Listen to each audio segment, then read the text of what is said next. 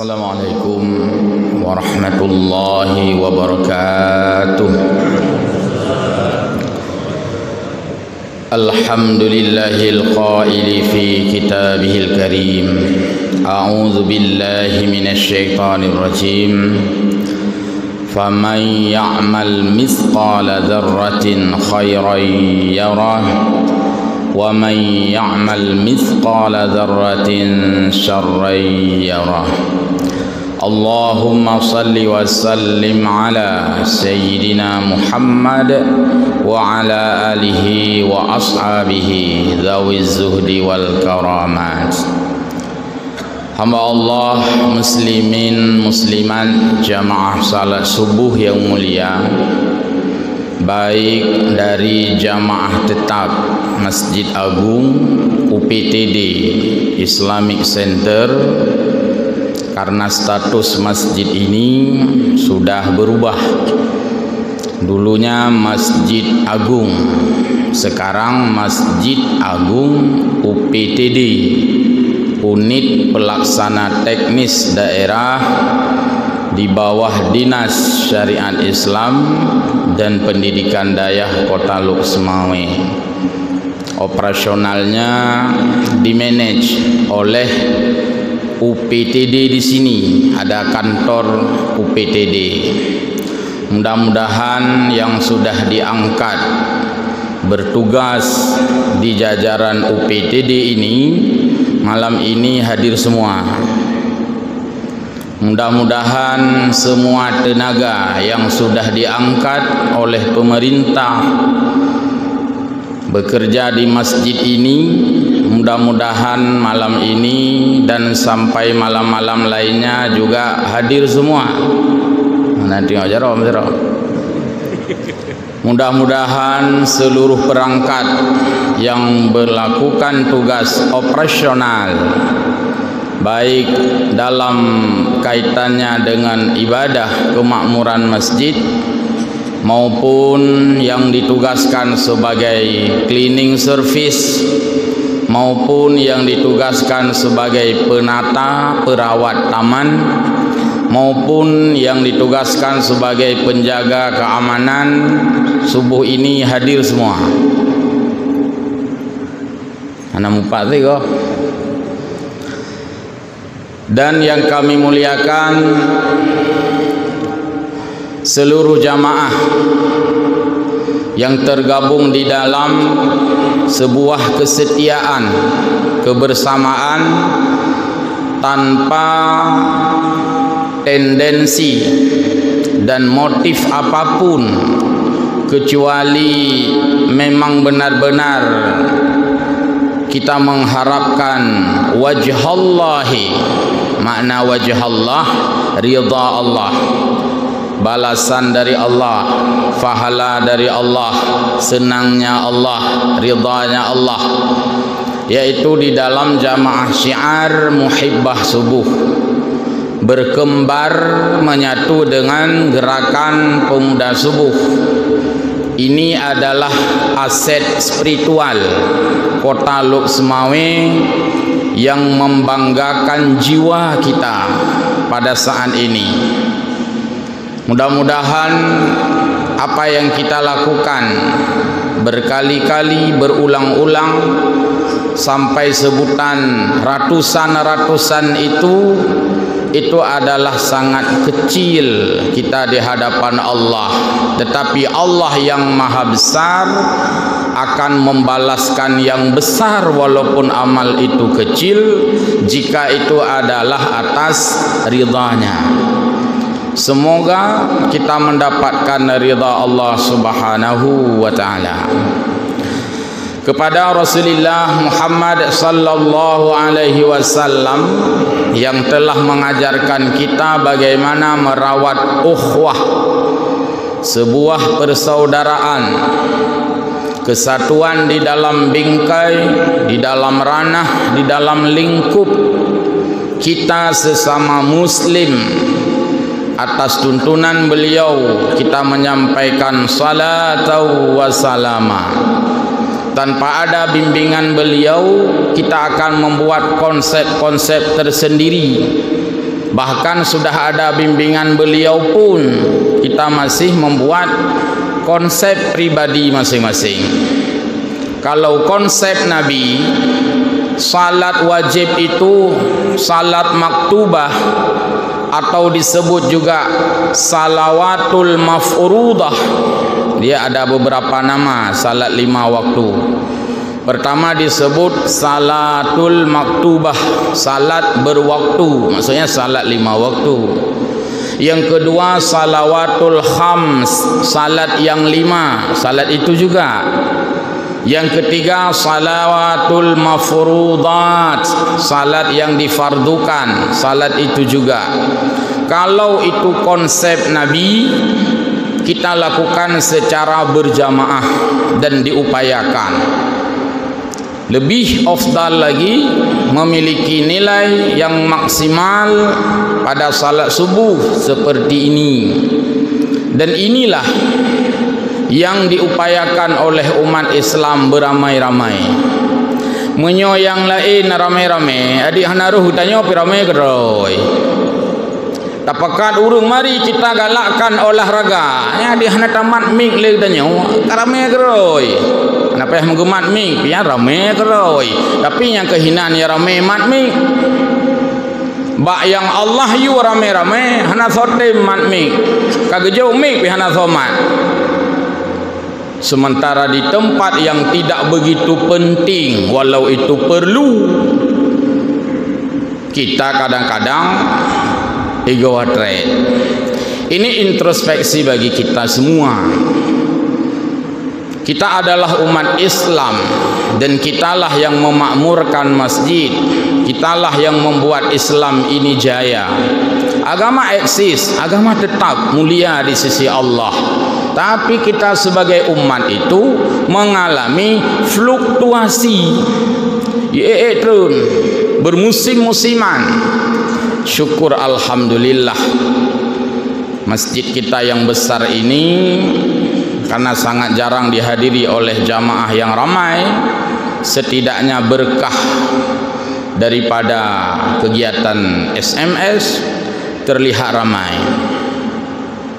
Kita tidak menyalahkan siapapun juga, karena sekeliling kita ini ada masjid. Tajak gede karena masjid mengudung, tajak gede karena putung, nak kota, tajak kena lancang aram, kena nak kota belang, tajak gede ke masjid lain lah. Memang semua, cuman pertanyaannya, kenapa masjid agung kita ini tidak sama dengan masjid agung di semua kabupaten kota lainnya? Itu banyak yang kadang-kadang bertanya juga.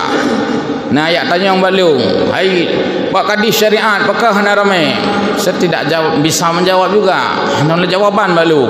Yang penting lung draw lung nah, kecuali tanya Pak Kadis Syariat hana duh kau jamaah. Menyanya kapal jauh. Tapi di luar orang, di luar saya ini kan orang lain. Saya susah untuk menjawabnya. Karena kita belum menjadikan syarat rajin berjamaah itu sebagai ukuran prestasi seseorang. Galom je ke syaratnya. Galom je ke syarat kenaikan pangkat ditentukan dengan rajinnya jamaah. Galom teruk kena syarat. Kemudian menjadi orang-orang teladan kadang-kadang tidak dilihat ke sana juga. Menjadi orang-orang yang kita elukan, kita sanjungkan, masih jauh daripada nilai-nilai salat berjamaah ini. Maka problem salat berjamaah adalah problem yang tidak kunjung ending, never ending, tak selesai untuk dibicarakan. Masih sangat lumayan lah kita di kota hari ini, masih sangat lumayan dan luar biasa lumayannya kita bandingkan dengan di tempat-tempat kita. Jadi ingat aja kampung yang ilung kayak hauluk semua katinggal ilung kalang kota tinggal ilung kiban kampung tanya hideh rumahnya berdekatan dengan masjid, enggak buat pihana tepu pitan tetapi di waktu-waktu salat berjamaah masih sangat sedikit orang yang memakmurkan menasah dan masjid. Apalagi kita saat ini dari segi finansial, dari segi material sudah sangat lumayan. Banyak sekali kucuran-kucuran finansial di dalam rumah-rumah ibadah.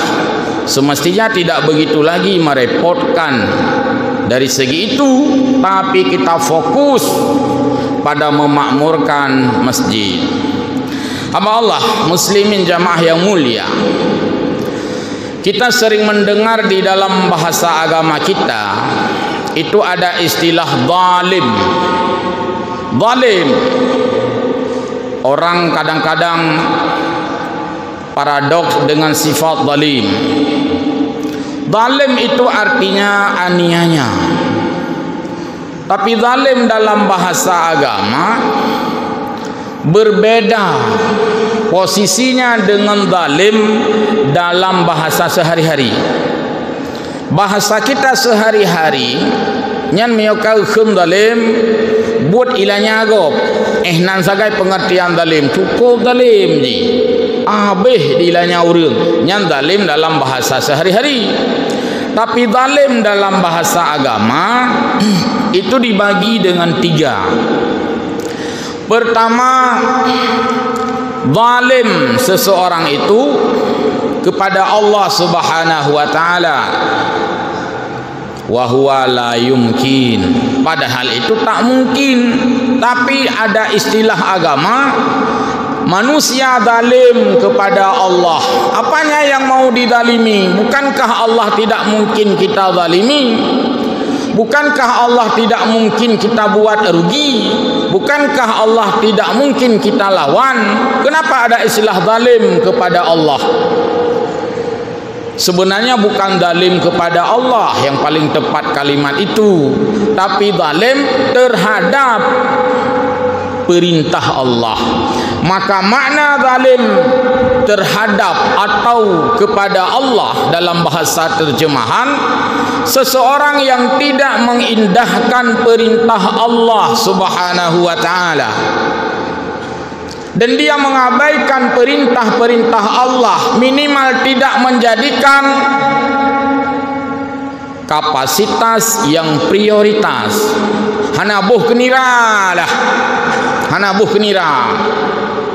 Menyo hana tajak berjamaah, hana boh kenira yan, hana mutun TPK tu, hana mutun tunjangan tu, hana tajak jamaah, hana boh kenira. Yang boh kenira menyo nak aturan, hana apel, legam turut-turut, nyan coleng, hana cair TPK, nyan boh kenira. Inilah zalim kepada Allah Subhanahu wa taala. Seruan-seruan Allah hana tak boh kenira nyan. Ada yang level hana purumun, nah yang level hana pupai, jauh tidak memberikan perhitungan kepada Allah. Itu zalim seseorang kepada Allah. Walau kita ketawa-ketawa, walau kita berleha-leha, selama kita hana boh kenira terhadap perintah Allah, itu adalah zalim kita kepada Allah. Lawan daripada zalim, akas ka bahasa, kalimat berlawanan. Lawan putih hitam, lawan senang susah, lawan zalim, lawan zalim. Pu kata lawan zalim adil. Lawan zalim, lawan kata zalim itu adalah adil.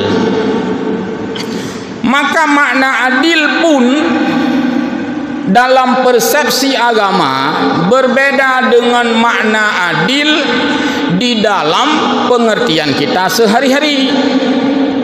Takun tirada urang, yang cukup ada urangan, yang main apa yang tertahu ribe, yang gua beut pah wapleh mang ribe siapa? Ade tak. Yang cukup ada urang, miona breh dua bompang, kita bagi dua, sabah hempang siapa? Yang cukup ada urang, yang cukup ada urangan. Miona saka sekilo gua limang 2,5 ons per orang. Cukup ada urang. Itu hadir dalam persepsi bahasa kita sehari-hari. Manakala dia tidak salat, carang that kalkulator dan dia ahli kalkulasi, tetap hanya dua ke wali nikah karena jihana adil. Bukan hana adil, cukup carang yang bagi adil, ukuran adil, bukan pandai mengoperasionalkan kalkulator. Pengertian adil dalam agama bukan karena dia ahli mendistribusikan. Adi gebi kurangnya pina kurang je pina yang legopnya ku ketimang mendu mawakah mangabek karu kiban cara ku adi sumayang hana ade sih. Karena adil dalam bahasa agama adalah orang itu beribadah kepada Allah Subhanahu wa taala. Maka orang yang pandai bagi-bagi, tidak salat, tidak sah jadi wali nikah, tidak sah jadi saksi nikah juga. Tapi ada orang yang salat, ada orang yang taat kepada Allah taala. Hana geturi peng retuh ribe, ngon peng ribe hana tak geturi katnya. Menggeturi dan hana getah beda api. Jeut ke wali nikah. Nak geturi warna peng, adik nak geturi warna peng, geturi warna agama kayaknya. Itulah perbedaan kosakata adil dalam bahasa agama. Sama lagi makna perbedaan kosakata bakhil. Nyatakan bakhil dalam bahasa sehari-hari itu artinya vulgar, norak. Mati pegah habana hanjat tak dengar. Cukup bakhil je. Bahasa kotor itu bakhil dalam bahasa kita. Tapi dalam bahasa agama bakhil itu yaitu pelit, kikir. Orang bakhil itu dicela. Dicela. Jangankan Allah, sesama kita pun jika kita berlaku bakhil dalam bahasa katanya ura-ura icelah tu sih. Walaupun itu orang baik, nyoka bakhil yang kah nagat le. Tanya tengku, tanya ulama, perubahan, kayak jarida, baca kuku, bakhil tak pegah abah. Ikut ni legok. Oh bakhil abah ke tengkunya. Yang tengku lah. Dum tengku hana galak punya bakhil, pula murung bakhil si ka bakhil. Maka bakhil dalam bahasa Aceh itu perilaku bersifat verbalnya itu, bahasanya itu kotor, tidak disukai orang, apalagi tidak disukai oleh Allah juga. Menyobakhil dalam bahasa agama pelit, kriit, hana si galak legok. Wah, ni yang taduk aja kopi ngaji nya selayu je taduk handam dak uji bayum tiga. Ha be sut peng atai kali kopi. Nyan pi jaro to isa lengki. Ha itu aja kopi le ngaganya nya sabi kita nyoba bayu. Tidak juga disenangi orang karena pelit.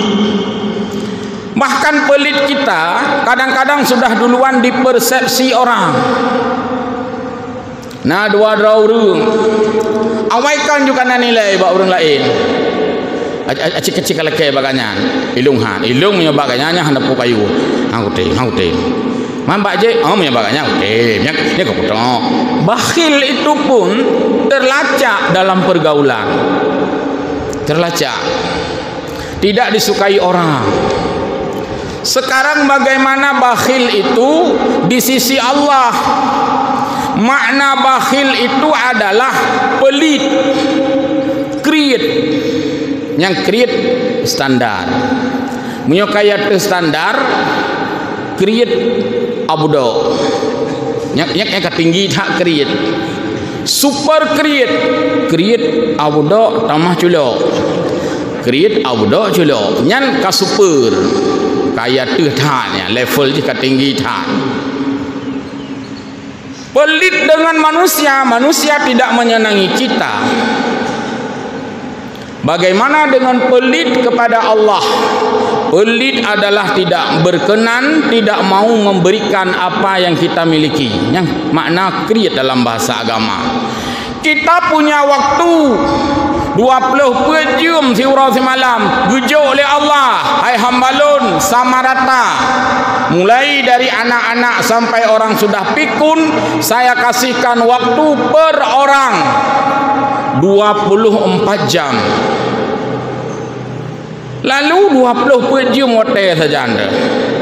adakah kita bersedekah waktu? Baik pegah sedekah peng tapi pi. Nanti kalau tahu orang ceramah, mari kita memperbanyak sedekah uang. Alhamdulillah. Bagi orang yang tidak bakhil, sedekah itu permintaan jiwa. Ana manga jumnya lewat celeng iku tu, ana tadi peng membacut ikul itu boh tu ana manga. Itu sudah biasa. Sekarang ada orang yang materinya tidak pelit, tetapi dia pelit waktu. Create tak wate, menyokrit wate dengan manusia, kita pun dicela orang. Mbeu hang gebi wate ke kitanya. Yang tiat anak pegah haba, habe ke pegah hana wate. Leh ho geba du wate. Be au tapakat ja le kitanya, habe ke pegah hang getumeng ja. Leh ho yang getumeng ja. Pelit waktu. Kita sempat semua sebenarnya. Membaca sempat semua, baca SMS sempat, baca WA sempat, baca pengumuman sempat, baca bon-bon, faktur-faktur sempat, yang sempat baca Quran. Pelit waktu terhadap tilawah. Kita punya banyak waktu, dumho tak tumengja, agenda penuh. Intak lintung tumeng tak kolom dalam tangan apa tua nak pegah hantik long ambil sampai roh lonjak nak ingat long yang intak lintung. Aliana urung kahwin semua sempat kita ambil pena, pulpen, kita kolom kalender demi jangan lupa kita ingin menyumbang waktu. Tatim sumbang wate tajak ba urung meninggal, tatim sumbang wate tajak ba urung kahwin, tatim sumbang wate tajak ba urung grand opening warung, grand opening kafe. Tak ingat loh, kapan grand opening, kita tanda, kita hadir semua. Tapi kenapa wate gelake wate li Allah untuk jamaah tiuro ti malam limanggo wate. Hana di ceramah 5 kali 10 minit bejut. Jok kelong wate hem tuah ke Allah Taala. Kamu sampai di situ pun pelit. Maka bakhil dalam agama termasuk pelit memberikan waktu untuk yang memberikan waktu itu untuk kita, yaitu Allah. Seolah kekun le Allah. Nyan wate atalung jo kekah hai hamba. Tapi kekak katem jo. Kelong yang urung po wate hang katem jo. Iban leka. Seolah seperti itu. Pekerjaan kita banyak, sibuk. Semua punya agenda. Semua sibuk. Mereka nak berah habis sibuk. Boh sibuk menentu, boh sibuk hana menentu, pokoknya sibuk. Bahasa Aceh nyo kabrat sibuk, nyang balik ju. Buk bang. Kakale sibuk, kabuk bang. Nalom kameh moh. Kalubeh berat lom. Tapi sesibuk apapun kita, tidakkah kita menghargai Allah yang memberikan waktu itu semua? Maka kita kadang-kadang diajarkan, bukan diajarkan sebenarnya, memang itu sudah ada dalam syariat. Sebenarnya Islam itu agama yang paling memperhatikan manajemen waktu. Maka kan orang-orang kuliah di magister administrasi itu ada yang namanya time of management, manajemen waktu, atau management of time, manajemen waktu. Diajarkan sembahyang pakai manajemen waktu. Mia kalau terwateh nagih sembahyang oleh Allah Taala, manajemen waktu. Puasa manajemen waktu. Punya kalau bulan Ramadan hana wajib, nadi yang sunat. Boh jaket manajemen waktu, manakala belum datang haul tahun, bahkan belum datang nisab, hana mengiboh bi Allah Taala, manajemen waktu. Dan semuanya pakai manajemen waktu. Kenapa manajemen waktu di kantor sanggup kita manage? Manajemen di masjid kita sudah tidak manage-nya. Manajemen aktivitas sanggup kita lakukan, tapi manajemen ibadah terabaikan di dalam keseharian. Ini untuk kita semua, bukan untuk orang lain, untuk diri kita sendiri. Semoga kita jangan sampai menjadi orang yang tergilas oleh waktu. Saking pentingnya manajemen waktu, maka Allah sebahagian qasamnya itu, sebahagian sumpahnya itu menggunakan kata-kata waktu. Wal asri itu waktu, wal laili itu juga waktu, wasyamsi matahari waktu juga, karena berjalan matahari itu hitungan tahun. Wal qamari hitungan waktu juga, datangnya bulan kan waktu. Maka sumpah Allah itu kebanyakan Allah gunakan yang sifatnya adalah waktu. Mau wal asri juga waktu, wal laili waktu, wasyamsi waktu, wal qamari waktu, waktu. Bulan tahu ke Allah Taala kajok gelong be wate hai, kajok gelong be wate palong bian. Kenapa yang lain sempat kamu manage waktu untuk ibadah tidak sempat? Semoga kita bukan orang yang dikatakan oleh Allah dalam lanjutan wal asri innal insana lafi khus, sesungguhnya manusia itu dalam keadaan rugi. Yang tidak rugi adalah juga yang memanage waktu. Dia manage waktu untuk beramal, dia manage waktu untuk melakukan kesalehan-kesalehan, dan dia manage waktu untuk menasihati kebaikan, dia manage waktu untuk menasihati kesabaran. Maka forum-forum ibadah, forum-forum pengajian, forum-forum dakwah itu adalah forum memanage waktu dalam ranah kita memberikan waktu kepada Allah Subhanahu wa taala. Walaupun bukan istilah fi, anak istilah fi masa kan Allah nya hotel unjuk kekah nya kajuk fi ke lung macut kamu nak istilah, tapi kita mau memberikan fi untuk orang lain. Kepada Allah tidak kita mau memberikan jatah pelayanan dalam tanda kutip. Pekan hanai perumun lung, pekan hanai lain lung, pekan hanai pupelung. Maka rutinitas ibadah itu adalah kesediaan hamba untuk pupe Allah. Mudah-mudahan kita ini termasuk orang-orang yang senantiasa Allah jaga, Allah pelihara, menjadi orang yang tidak tergilas oleh waktu. Karena kita sebenarnya berantam dengan waktu. Tanya melihat justru itu Nabi mengatakan al-waqtu kasaif, waktu itu pedang. Pedang itu simbol benda tajam. Hana pegah watenya tongkat, tongkatnya kan barang melukai. Hana urung atai mulha ge rabat tongkat. Hana pasti kapreh boh kuak wacok parang sasaran. Hana tak dengar urung atai mulha kapreh boh kuak wacok gelengku. Hana pasti parang. Pedang. Al-waktu kasaif, waktu itu bagaikan pedang. Pedang adalah alat berperang. Berarti kita dengan waktu itu sebenarnya selalu berperang. Betul. Kalau kita mampu memanage waktu, kitalah sebagai owner, pemenang. Kita sebagai pemilik waktu itu. Tapi kalau kita kalah, waktulah owner, waktulah pemilik, dan kita yang dimiliki, maka bukan kita yang menebas waktu, tapi waktu yang menebas kita. Sehingga disebutkan fa illam taqta'hu, kalau kamu tidak bisa menggunakan pedang itu dengan baik, fa innahu yaqta'ka, maka waktu itu, pedang itu akan menggilasmu, sesuai dengan firman Allah wal asri. Maka waktu demi waktu senantiasa kita ada di dalam manajemen waktu.